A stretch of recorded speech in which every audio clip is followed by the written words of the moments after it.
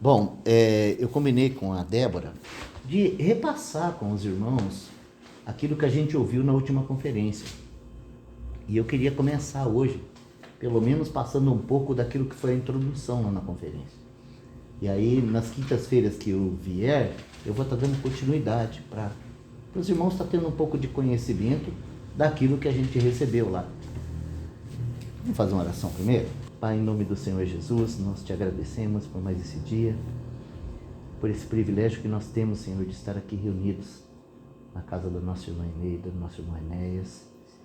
E nós te louvamos, Senhor, por saber que o Senhor mesmo, através do teu Espírito, está presente conosco. E o nosso objetivo não é outro, Senhor, de ter comunhão com o Senhor.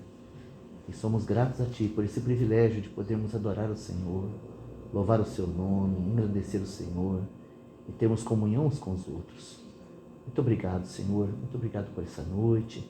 Muito obrigado por essa casa, por essa porta aberta. Muito obrigado, Senhor. Continua abençoando essa família. Muito obrigado pelos irmãos que o Senhor trouxe aqui. Nós te louvamos, te agradecemos por tudo isso, Senhor. E também colocamos diante do Senhor os nossos outros irmãos que não puderam estar aqui hoje conosco, Senhor, mas que são nossos amados e amados do Senhor. E pedimos que de alguma maneira o Senhor estenda a tua graça sobre eles também, para que eles também possam estar sendo aí amparados e cuidados pelo Senhor. Pedimos a Ti que o Senhor nos dê condição, Senhor, de transmitir para os irmãos um pouquinho daquilo que nós recebemos na conferência. E que o Teu Espírito Santo possa tomar a Tua palavra e vivificar ela em nossos corações. Amém. Para a glória do Teu nome, Senhor, nós te pedimos e te agradecemos. Em nome de Jesus. Amém. Bom, o primeiro texto que eu queria compartilhar com os irmãos é basicamente o tema da conferência todos os anos. Né? O primeiro texto está lá em Efésios capítulo 4, versículo 13. Onde foi a conferência? Foi em Guaratuba. Esse ano foi em Guaratuba. Uma coisa muito boa que eu tive assim, prazer esse ano lá, é que esse ano eu levei 4 pessoas. Dentre elas, 3 jovenzinhos. E foi tão rico que o Senhor concedeu aos irmãos assim a graça de trazer como se fosse lá nas primeiras conferências, sabe? Os irmãos fizeram basicamente uma revisão, sabe? Foi muito gostoso. Qual o tema, gente? O tema está aqui, ó. Até que todos cheguemos à unidade da fé e ao conhecimento do Filho de Deus, a homem perfeito, à medida da estatura completa de Cristo. Deixa eu achar aqui. Que o irmão ele deixou bem claro aqui. Ele disse assim, ó, o tema é prosseguir rumo à medida da estatura da plenitude de Cristo. Esse foi o tema da conferência. E o versículo mais usado em toda a conferência foi 1 Tessalonicenses 5, 23. 1 Tessalonicenses, capítulo 5, versículo 23. Está escrito assim: e o mesmo Deus de paz vos santifique em tudo, e todo o vosso espírito e alma e corpo sejam plenamente conservados irrepreensíveis na vinda de nosso Senhor Jesus Cristo. Um outro texto que o irmão usou na abertura foi Romanos, capítulo 12, versículos 1 e 2, onde está escrito assim: rogo-vos, pois, irmãos, pela compaixão de Deus, que apresenteis os vossos corpos em sacrifício vivo, santo e agradável a Deus, que é o vosso culto racional. E não vos conformeis com este mundo, mas transformai-vos pela renovação do vosso entendimento, para que experimenteis qual seja a boa, agradável e perfeita vontade de Deus.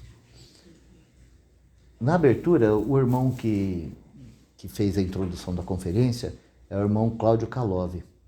E ele esteve com a gente todos os dias na parte da manhã com o encargo. E ele chamou o encargo dele de A Consciência da Vida Eterna. Foi esse nome que ele deu para as mensagens que ele ministrou. E nós vamos repassar uma por uma, tá? A primeira delas, o tema foi a vida eterna. Então ele falou do novo nascimento, né? E tratou do assunto da vida eterna. Na segunda reunião, o tema foi o processo da vida eterna. A terceira foi a batalha interior do cristão. E a quarta, que foi a que eu mais gostei, que ele tratou de um assunto que é muito pouco abordado no nosso meio, tá? Ele falou dos exercícios espirituais, ou o exercício da vida eterna. Como que na prática nós precisamos se exercitar espiritualmente, para que a gente realmente funcione espiritualmente. Então foi isso que o irmão apresentou. Bom, ele começou a ministração dele com a seguinte frase, deixa eu ler para os irmãos aqui. O Senhor está para trazer o seu reino. E o desejo do nosso Deus é, antes da manifestação visível do reino, que haja aqui na terra um testemunho desse reinar dele em nós, como igreja e como indivíduos. Então ele disse o seguinte, que infelizmente, né, é uma realidade da maioria da cristandade, né, e é uma realidade nossa, e nós admitimos isso, que ao olharmos para nós mesmos, ou ao olharmos para a igreja, a gente acaba ficando frustrado com a maneira de vida que nós temos vivido. Então, quando a gente olha para as Escrituras e a gente vê as promessas de Deus e a realidade da igreja na palavra, né? Nós vamos encontrar, por exemplo, aqui mesmo em Romanos 8, né? Deixa eu pegar um texto que ele fez citação lá. Romanos 8, versículo 37. Olha o que diz a palavra para nós aí. Romanos 8, 37. Mas em todas essas coisas somos mais do que vencedores por aquele que nos amou. Ó, esse texto ele está falando que nós somos mais do que vencedores, né? Então nós olhamos para a palavra e nós encontramos um superlativo como esse, falando a respeito de nós, que nós somos super vencedores. Em todas as coisas somos mais do que vencedores. Um outro texto que ele citou está lá no Evangelho de João, no capítulo 7, João capítulo 7, versículo 38. Olha só o texto, pode ler ainda. Quem crê em mim, como diz a Escritura, rios de água viva correrão do seu ventre. Olha só, ele está falando de uma fonte dentro de nós jorrando, né? Rios de água viva fluindo de dentro para fora, né? Na nossa vida, como filhos de Deus, né?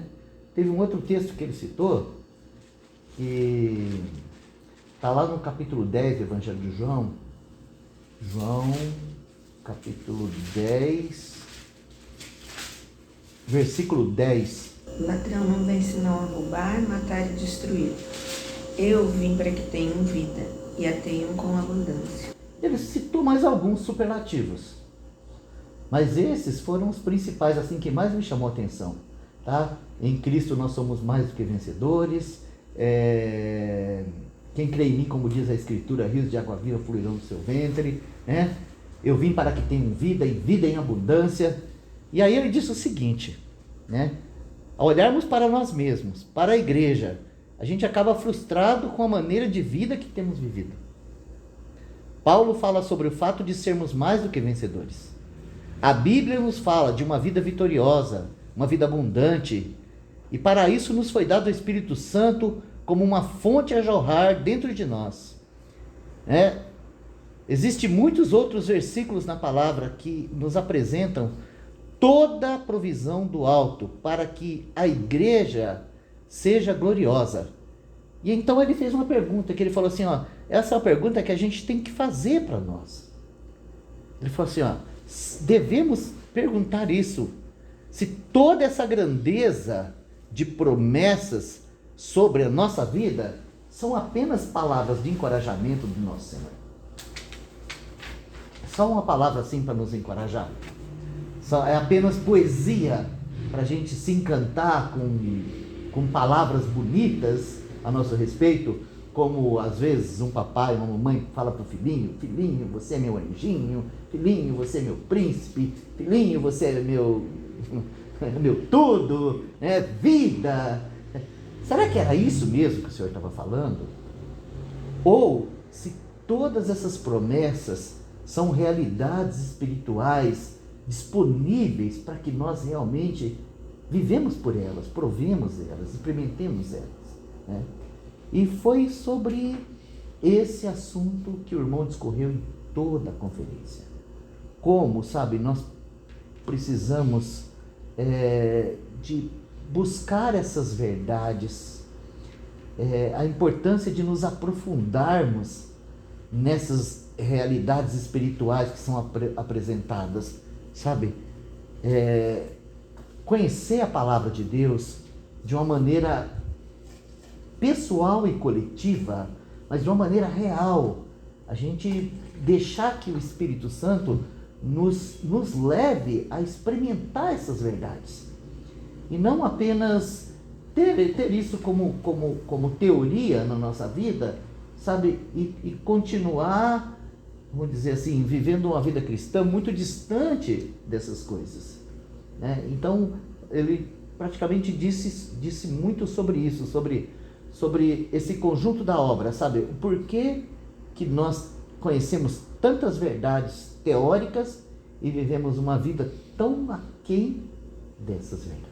Então, ele deu muito destaque na introdução, na importância do texto de Romanos 12. Aliás, ele fez o seguinte, ele fez um resumo de Romanos, do 1 ao 12, pegando algumas verdades eternas, sabe? Sobre o poder, o Evangelho, lá no capítulo 1, né? Romanos 1, versículo 17, onde fala, não me envergonhe do Evangelho, pois é o poder de Deus para a salvação de todo aquele que crê, né? Porque nele, né, está a justiça de Deus que nos é revelada de fé em fé, como está escrito, o justo viverá pela fé. E teve um outro irmão, que numa outra oportunidade eu vou apresentar o estudo que ele trouxe, que ele falou da fé de uma maneira que a gente precisa ouvir. Ele falou da fé de uma maneira simples, mas que a gente precisa ouvir. Porque ele falou da fé como vou usar uma palavra aqui que talvez os irmãos tenham mais facilidade de entender do que as irmãs, como um catalisador que faz as verdades espirituais ser experimentada por nós. E como nós temos dificuldade de fazer uso prático da fé que nos foi entregue.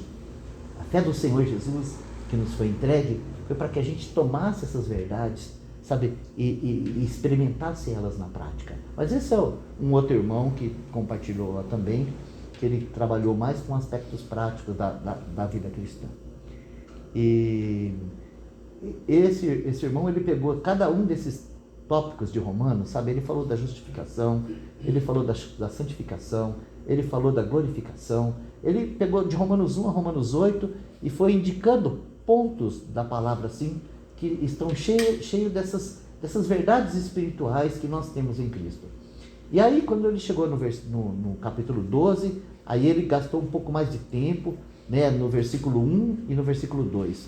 E ele disse assim, ó, diante das verdades apresentadas para nós, em Romanos, do capítulo 1 até o 11, Paulo entra em Romanos 12 com uma oração invertida. E se a gente for lá conferir, realmente é isso que está escrito lá. Porque lá Paulo está falando assim, ó, rogo-vos, pois. E essa palavra rogar é um pedido, é um clamor. Então ele não tá pedindo a Deus, né? Ele está pedindo para os irmãos. Nós oramos a Deus, mas Paulo aqui está pedindo para os irmãos. É como se ele se ajoelhasse, cruzasse as mãos e falasse assim, irmãos, por favor, Preste atenção nisso aqui. Rogo-vos, pois, pela compaixão de Deus, ou pelas misericórdias de Deus. E o irmão falou assim, ó, essas misericórdias nos é apresentada do capítulo 1 ao 11.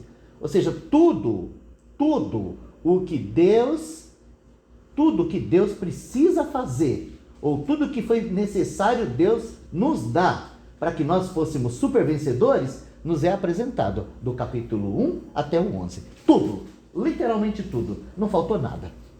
Tudo que era necessário para aquele filho de Deus alcançar aquela medida da estatura da plenitude de Cristo, nos foi dado gratuitamente no amado. Então agora, o apóstolo Paulo, ele não vai falar mais das coisas concernentes a Deus.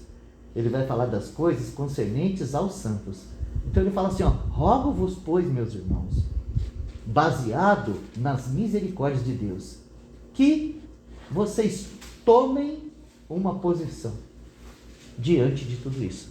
Ou seja, que vos apresenteis os vossos corpos, que apresenteis os vossos corpos diante de Deus, em sacrifício vivo. E ele gastou bastante tempo, num outro estudo, falando exatamente disso. O que é um sacrifício vivo? Porque lá no Antigo Testamento, né, a maioria dos sacrifícios que a gente tinha lá era sacrifício morto. Mas a gente tem sacrifício vivo lá também. Quer ver um sacrifício vivo? Vamos ver um lá em 1 Samuel. A gente tem outros, mas esse eu acho que é o que mais se destaca, assim, sabe? Fica mais claro para nós que é um sacrifício vivo. O que é um sacrifício vivo? 1 Samuel, lá no comecinho do livro, lá. Capítulo 1, versículo 22, do versículo 21, lê para nós, do versículo 21 até o versículo 28. E subiu aquele homem, Eucana, com toda a sua casa, a oferecer ao Senhor sacrifício anual, e a cumprir o seu voto. Porém, Ana não subiu, mas disse a seu marido, quando o menino for desmamado, então o levarei para que apareça perante o Senhor, e lá fique para sempre. E Eucana, seu marido, lhe disse, faze o que bem te parecer aos teus olhos, fica até que o desmames, então somente confirme o Senhor a sua palavra. Assim ficou a mulher e deu leite a seu filho, até que o desmamou. E havendo desmamado, tomou consigo com 3 bezerros e um éfode de farinha e um odre de vinho, e levou à casa do Senhor, em Siló. E era o menino ainda muito criança. E degolaram um bezerro e trouxeram o menino a Eli. E disse ela, meu Senhor, viva a tua alma, meu Senhor. Eu sou aquela mulher que aqui esteve contigo para orar. Por este menino orava eu, e o Senhor atendeu a minha petição, que eu tinha feito. Por isso também ao Senhor eu entreguei, por todos os dias que viver, pois ao Senhor foi pedido, e adorou ali ao Senhor. Aqui nós temos um sacrifício vivo. Então tem alguma coisa para a gente aprender aqui, né? E a gente sabe que Ana, ela tinha um problema lá, porque ela não podia ter filho, né? Ela não tinha condição de gerar um filho de jeito nenhum, né? E ela até sofria lá com a concorrente, Penina, né? Tinha lá uma Penina lá que estava sempre esfregando na cara dela de que ela não era capaz, né? E no começo ela sofria, o sofrimento dela era esse, né? Mas ela ali orando e chorando diante do Senhor, ela descobriu que o Senhor também tinha uma necessidade. Porque naqueles dias, nós podemos dizer assim, o sacerdócio do Senhor, a casa do Senhor, o testemunho do Senhor estava uma tragédia em Israel. Porque os filhos de Eli eram filhos do capeta, né? Filhos de Belial, a palavra diz. Que é isso aí. Né? Então nós podemos dizer assim que Ana tinha uma necessidade, mas o Senhor também tinha uma necessidade. E houve um momento no coração de Ana que a necessidade do Senhor ficou maior do que a dela. E ela pediu para o Senhor o menino. E o Senhor deu para ela o menino. Agora, isso é lindo, né? Porque se a gente for trazer isso, assim, pegar essa tipologia e aplicar na nossa vida, nós vamos dizer assim que nós somos quase a mesma coisa. Porque olhando para a nossa vida, né, nós também éramos motivos de vergonha, não é verdade? E eu vou dizer para você, não só para aqueles que estavam perdidos lá no mundão, mas para quem queria também viver vida cristã, a gente se deparava com uma natureza incapaz de honrar o Senhor, incapaz de servir o Senhor, né? Tanto o irreligioso como o religioso, nós carecíamos de um milagre de Deus como Ana. Então, houve um momento em que Ana, né, que a necessidade de Ana tocou a vontade do Senhor. E se a gente olhar para as Escrituras e para o projeto de Deus, a gente vai entender que o Senhor também busca filhos. Ele deseja muitos filhos na sua glória. Então, quando a gente chega ao Senhor, tudo que a gente precisa é de uma nova vida. Só que a gente precisa entender que o Senhor também deseja, sabe, ter filhos com nova vida para Ele mesmo, para o reino dEle, para a glória dEle. A princípio, nós recebemos essa nova vida pensando assim, eu nasci de novo, uma vez salvo, para sempre salvo, está tudo certo, meu problema está resolvido. Só que isso é muito superficial, né? A nossa vida não vai avançar se esse for o único pensamento que dominar a nossa mente. Nós precisamos que o Espírito Santo nos ajude a compreender qual é a necessidade do Senhor aqui na terra, em meio aos homens, né? Então, o testemunho do Senhor continua em ruínas, não é verdade? Então, quando aquele menino nasceu, eu imagino a alegria que tomou conta de Ana por ter tido aquele menino. Mas você vai descobrir que o cântico dela só é cantado depois que ela ofereceu aquele menino ao Senhor em sacrifício vivo. Então, no dia em que Ana foi lá e mandou entregar o menino para o Senhor, naquele dia ela fez um sacrifício vivo. E a partir daquele momento, né, o Senhor tomou aquele menino e falou assim, esse vai ser o meu profeta, esse vai ser o meu juiz, esse vai ser o que vai colocar ordem na casa. Sabe, irmãos, em outras palavras, quando nós nos consagramos de fato ao Senhor, o Senhor vai fazer a mesma coisa conosco, só depois que nos consagrarmos a Ele.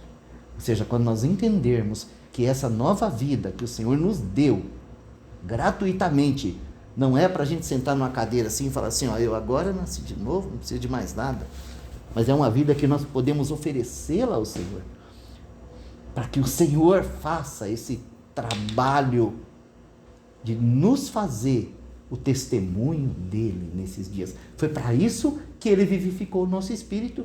Ele não vivificou o nosso espírito para a gente ganhar dinheiro, para a gente fazer um nome para si mesmo, para a gente viver 200 anos aqui na terra e ter um patrimônio enorme, e ter um nome... Não foi para isso, não.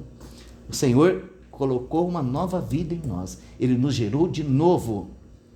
E Ele está aguardando, Ele está desejoso, sabe? Ele está desejoso de compartilhar conosco muito mais. Mas Ele está aguardando, sabe o quê?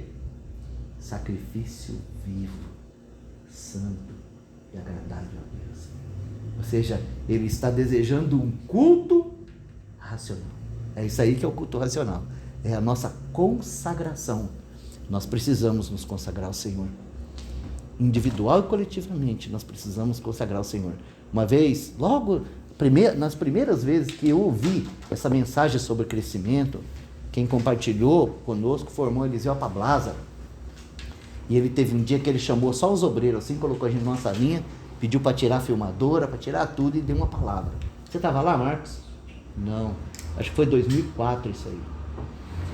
E nesse dia ele tratou desse assunto com a gente lá. E ele falou o seguinte, naquela palavra, ele falou assim, olha, se não houver sacrifício vivo, não haverá vida de igreja. Ou seja, vocês podem fazer tudo, vocês podem se organizar, juntar o time, aprender as canções, mudar, vocês podem fazer tudo.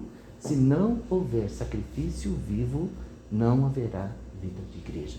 Por quê? Porque a vida de igreja, a nossa vida cristã individual, ela começa com o novo nascimento. Mas a vida de igreja, ela começa quando nós nos consagramos a Deus, para que Ele tenha o seu testemunho. Ou seja, os nossos interesses, eles vão ser substituídos pelos interesses do Senhor. De que maneira? Então vem o segundo versículo. E não vos conformeis com este mundo, mas sede transformados, ou mais transformai-vos pela renovação do vosso entendimento. Então o irmão lá, ele usou muito esse texto, e ele disse o seguinte, né? Ele disse que essa questão da renovação do entendimento, ele disse assim, ó, eu vou ler aqui exatamente o que ele falou. Espera aí.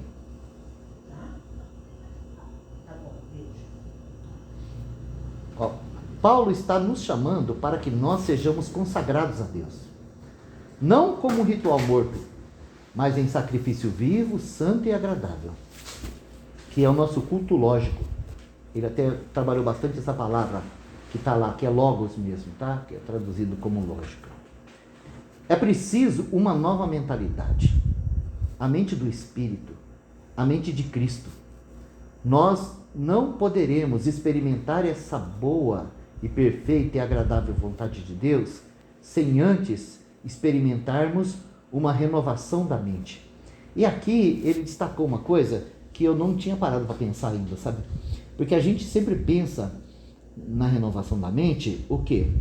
Nós colocarmos na nossa mente os valores da palavra de Deus e deixar com que esses valores sobrepujem a nossa mente caída, a mente do homem natural, né? Ele falou de um modo diferente. Ele falou o seguinte, ele falou que a mente, o novo nascimento vivifica o nosso espírito. E a mente do espírito, ela sabe qual é a vontade de Deus. Mas nós temos a mente do homem natural, que recebe as coisas e sempre recebeu de modo natural. E numa primeira vista, nós queremos viver a nossa vida cristã baseado na mente natural, ou na velha maneira de decidir as coisas, de conhecer as coisas, de agregar os valores. E então, o que acontece? A gente nunca experimenta funcionar pela mente do Espírito. A gente não exercita a mente do Espírito. A gente simplesmente fala assim, ó, isso aqui, acabou. Sabe? A gente lê um versículo, interpreta com a nossa mente e fala, ó, isso aqui, e acabou. A gente não para buscar a mente do Espírito. Ela está lá, você nasceu de novo. Agora você precisa aprender a exercitar a mente do Espírito.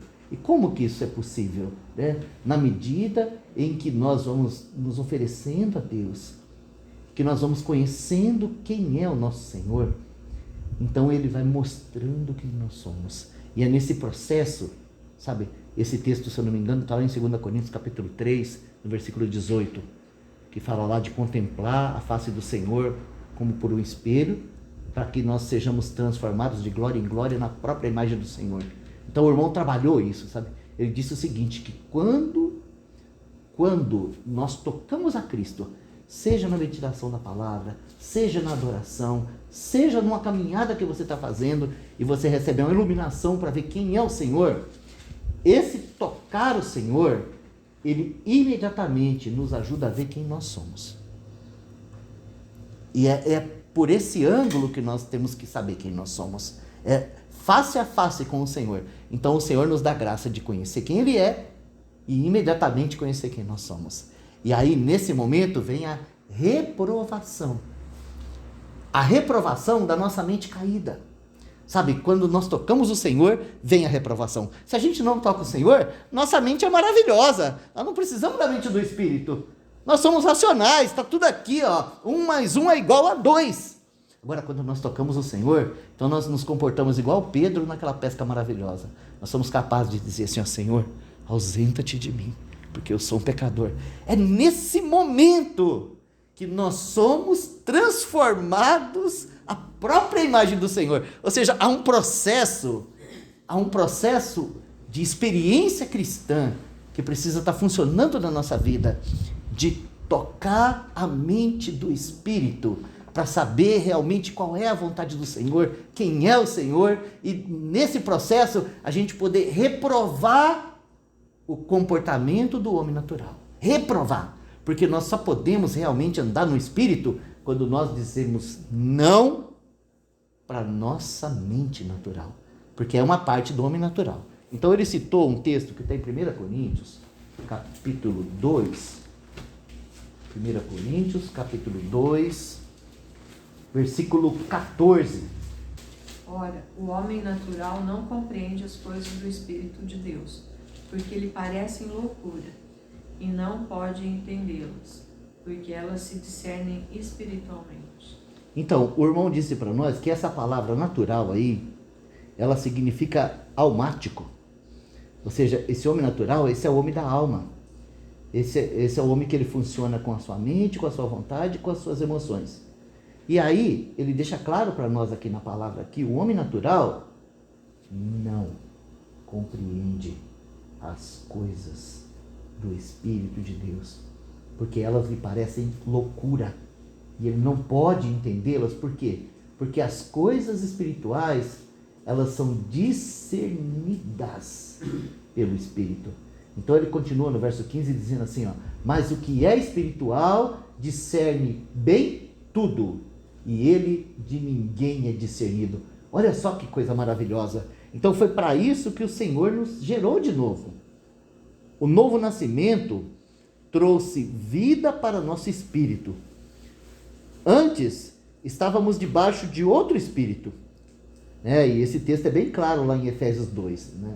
Efésios 2, lá no versículo 2, deixa bem claro que todos nós éramos governados por um outro espírito. Vamos ler lá. Efésios, capítulo 2, versículo 2. Em outro tempo andaste segundo o curso deste mundo, segundo o príncipe das potestades do ar, o espírito que agora opera nos filhos da desobediência. Então aqui, o texto deixa, esse texto, esses 3 versículos de Efésios 2, deixa bem claro que tudo o que nós tínhamos na mente caída era um governo do mundo, um governo satânico e um governo de si mesmo. Era isso aí. Era assim que nós vivíamos. Então agora nós ganhamos um novo nascimento, ou seja, nosso espírito foi vivificado. O nosso Deus enviou o Espírito Santo para habitar o nosso espírito. E isso não é uma coisa muito maravilhosa? Não podemos dizer assim, que nós temos o nosso espírito vivificado pela presença do nosso Senhor.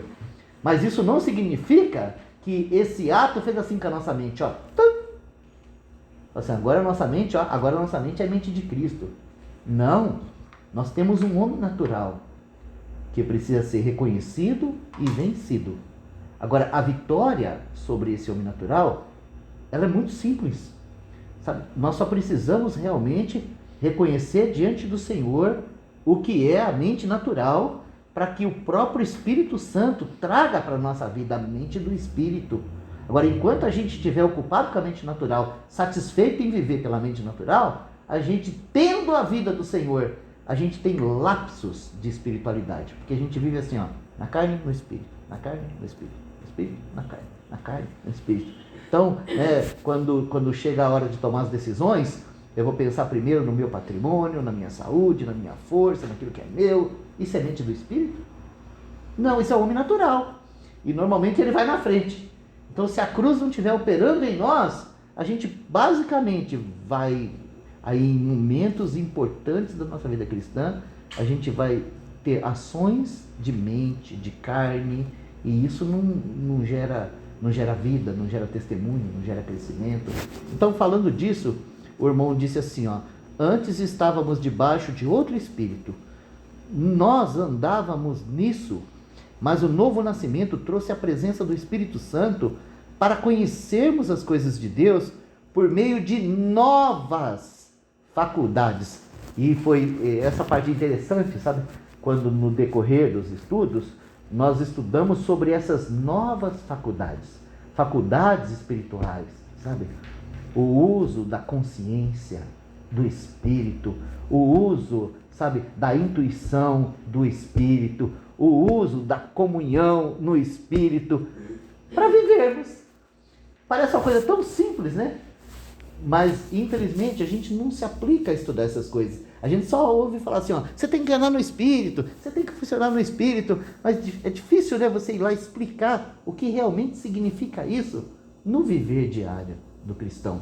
E teve uma coisa que os irmãos falaram que eu penso assim ser muito importante, sabe?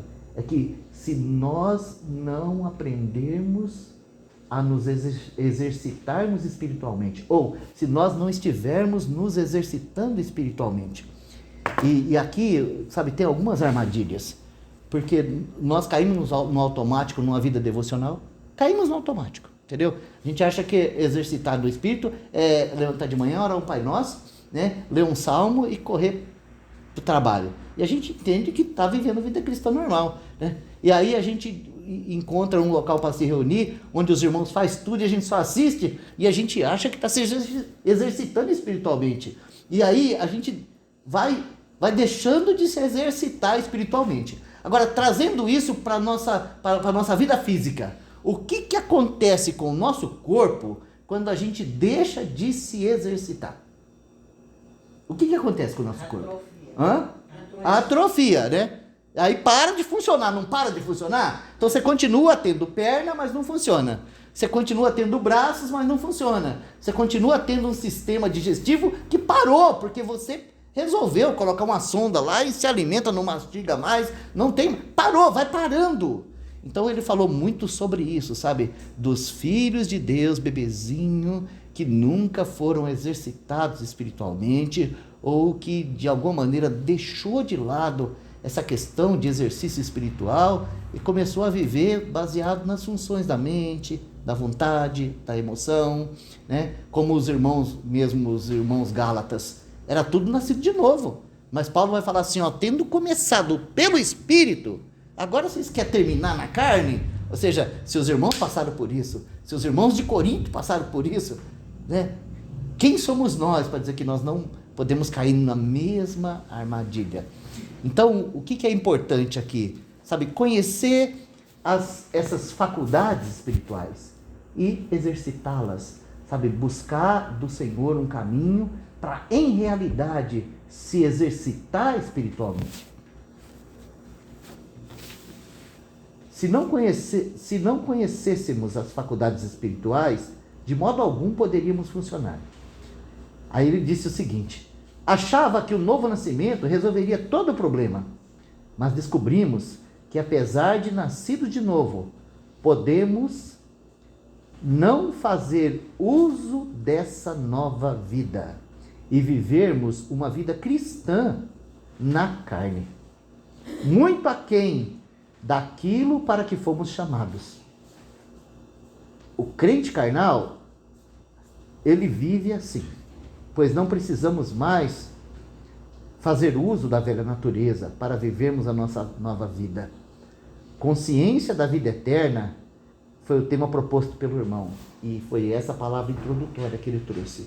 Como que o nascido de novo precisa ter consciência de que agora a vida eterna está nele, e que essa vida eterna não funciona de modo natural, que essa vida eterna não é acessada da mesma maneira que ele acessa a vida natural.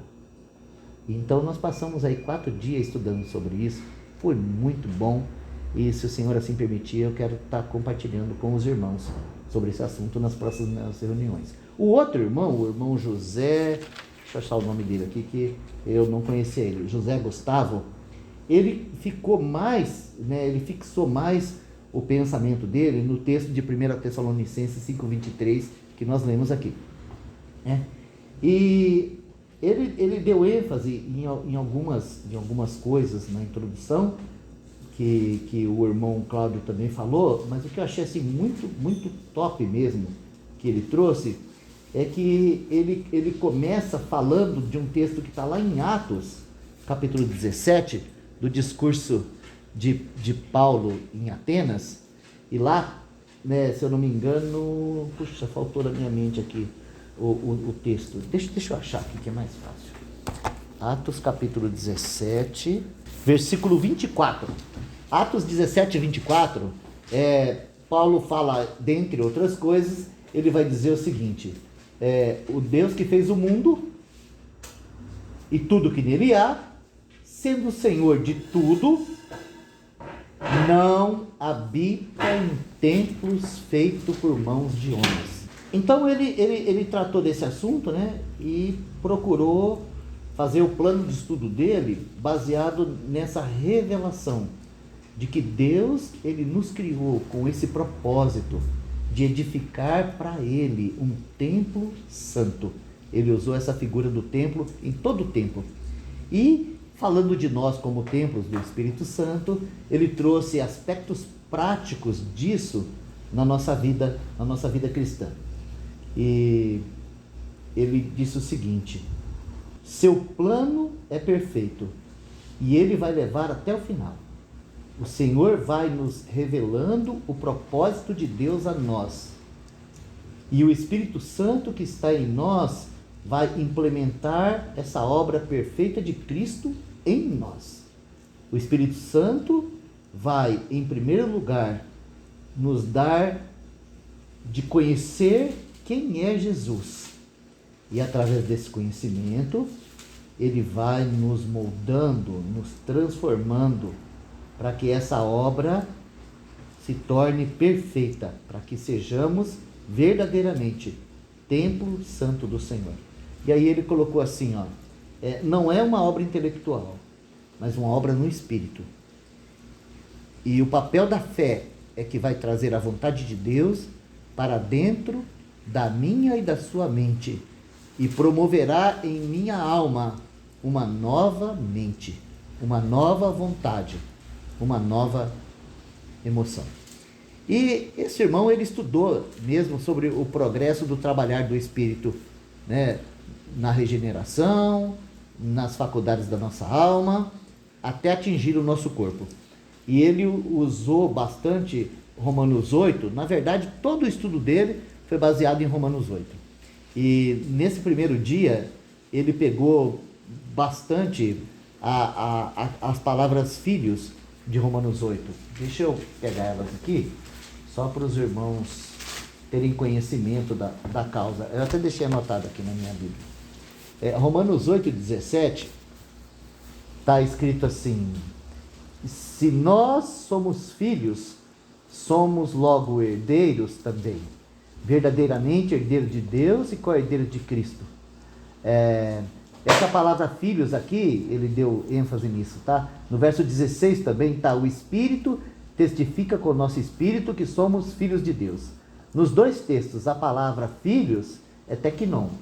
Então ele usou bastante essa expressão, sabe? Que quando nós nascemos de novo, nós somos esses teknon de Deus. Ou seja, filhinhos, bebê, crianças.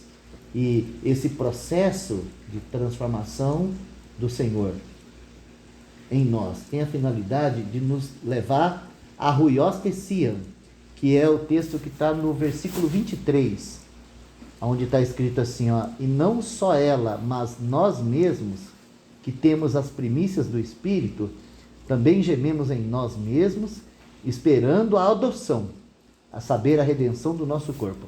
Essa palavra adoção aqui, né, na nossa tradução está adoção, é ruios tesia. E esse termo, adoção, na nossa língua portuguesa, é um termo muito pequeno, muito fraco, porque adoção, né, para nós, significa você ir lá na creche, pegar uma criança lá e colocar seu nome nela e pronto, é teu filho. Mas o termo adoção aqui, no grego, ruios tesia, e até mesmo a adoção romana antiga, ela tinha características diferentes, ou seja, um pai adotava o filho, o pai tinha esse processo de adoção do próprio filho, quando esse filho se tornava responsável. Então ele fazia um documento testificando que aquele era de fato um filho e que ele tinha plena liberdade de cuidar dos interesses do pai. Isso era chamado adoção lá na lei romana, entende? Então o irmão usou bem isso, sabe? E ele falou desse processo de teknon, ruios e ruios tesia. Ele, né, esses dias ele tratou bastante desse assunto e nós vamos procurar revisar o estudo desse irmão também. Agora, o que eu mais gostei, eu penso que é o que eu vou ter mais dificuldade de trazer para os irmãos, foi o compartilhar do irmão Laurence, que foi o outro irmão que esteve cooperando conosco. Né? O irmão Cláudio ministrava de manhã, o irmão José Gustavo ministrava à noite, e o Laurence era o irmão do meio-dia, né? Pô, quase chegando a hora do almoço, era a hora do Laurence. E o irmão Laurence, ele trabalhou com o assunto do propósito eterno de Deus, e ele tratou no segundo tópico resolvendo as pendências diante de Deus, e no terceiro tópico dele, ele usou um texto de Hebreus, capítulo 2, versículo 1. Eu não vou citar os outros textos, porque os outros textos que ele citou foram os mesmos que os irmãos citaram. Mas aqui em Hebreus, no capítulo 2, no versículo 1, está escrito assim, olha. Portanto, convém nos atentar com mais diligência para as coisas que já temos ouvido, para que em tempo algum nos desviemos dela. E essa palavra desviar aqui, ele foi buscar lá o original, né, no grego, e essa palavra, ela significa escorregar. E o irmão, ele tratou desse processo lento, como nós vamos perdendo realidade. Ou, né, em outras palavras, como que nós vamos escorregando daquilo que nós nunca deveríamos perder. E ele falou o seguinte, ele, como professor, né, esse irmão, ele é professor de engenharia, de mecatrônica, dessa coisa mecânica, essas coisas novas, e ele entende muito de inteligência artificial, e ele falou nesses dias muito sobre essas coisas, e eu tenho tudo anotado aqui, depois eu quero ver se eu consigo transmitir para os irmãos algumas coisas sobre isso. Mas ele começou a mensagem dele falando o seguinte, que ele estava na sala de aula e ele tinha terminado de aplicar lá a matéria para os alunos, e surgiu no coração dele um desejo, né? Eu penso que é um desejo de todo professor, de perguntar para a plateia o que eles haviam realmente aprendido sobre o negócio. Então ele terminou a aula e falou assim, vocês entenderam? E aí ele disse que no momento que ele falou assim, vocês entenderam? Né, silêncio total na sala de aula. Ele é professor da USP. Ele falou que era a turma do último ano. Aí diz que de repente levanta a mão um aluno lá atrás.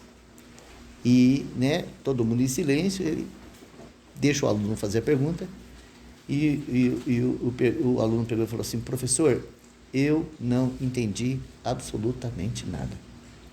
Assim, eu não entendi absolutamente nada. E aí, né, ele foi tomado de uma angústia, né, porque o professor, ele gosta quando o aluno fala assim, ó, eu entendi direitinho o que o senhor me falou, né. E aí o aluno abriu o coração para ele. E o aluno pegou e falou para ele assim, olha,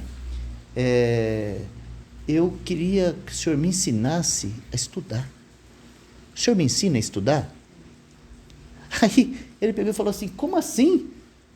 Você fez primário, você fez ensino médio, você passou no vestibular, você está aqui há 4 anos estudando, como me ensina a estudar? Ele falou, não, professor, fazer prova é fácil, tirar 10 na prova é fácil, difícil é aprender.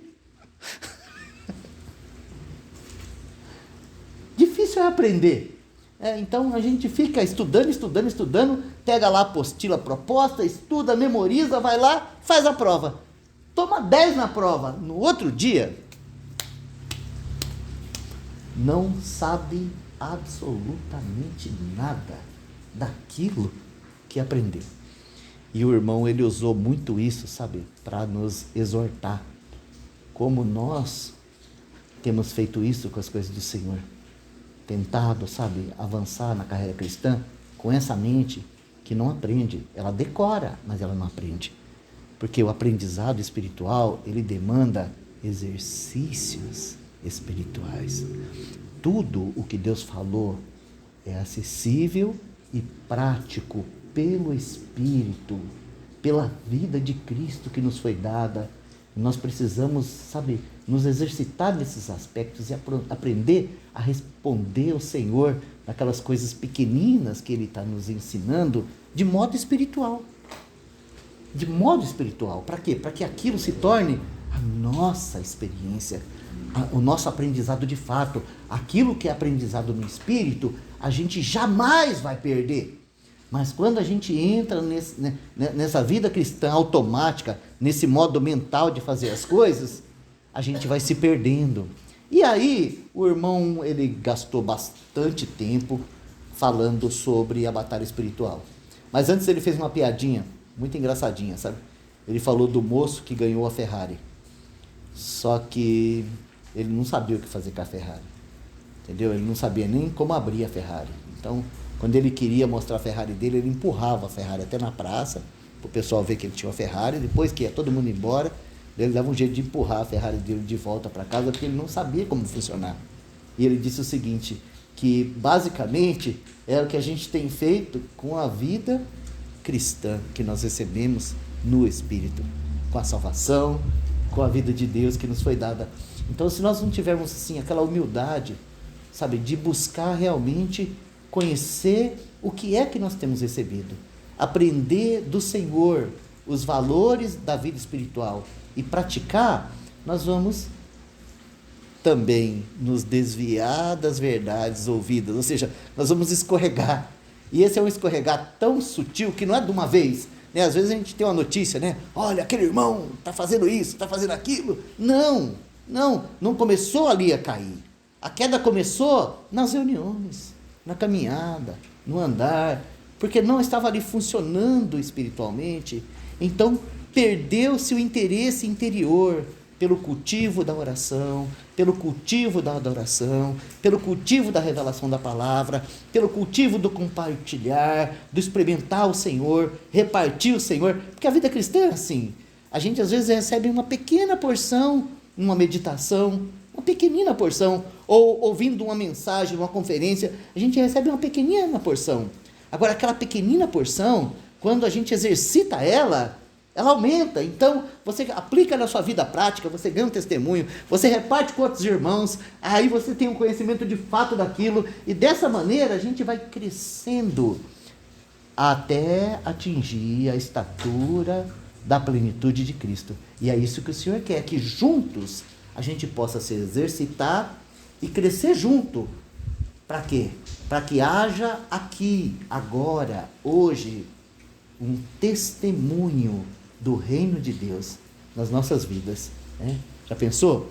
Alguém poder falar assim, ó, eu sei o que é o reino de Deus, porque eu estou vendo. A maneira como aqueles irmãos vivem não tem nada a ver com o mundo.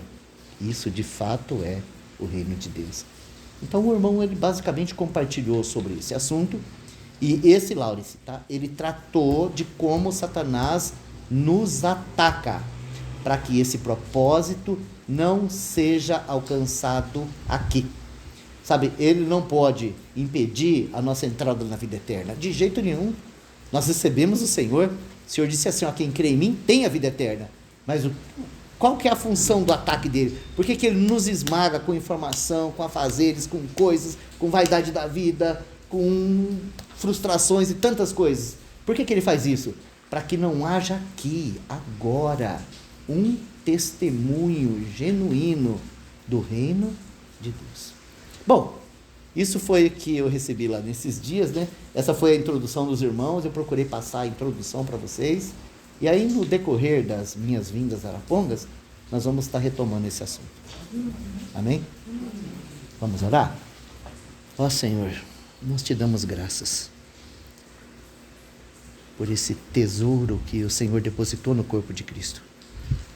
Quantos irmãos e irmãs o Senhor tem usado durante todo esse tempo para que essas verdades chegassem até a nós, de que o nascido de novo precisa avançar, crescer, que nos foi dado uma vida espiritual que precisa funcionar, e que o Senhor mesmo tem prazer de nos ensinar como podemos juntos crescer na graça e no conhecimento do Senhor.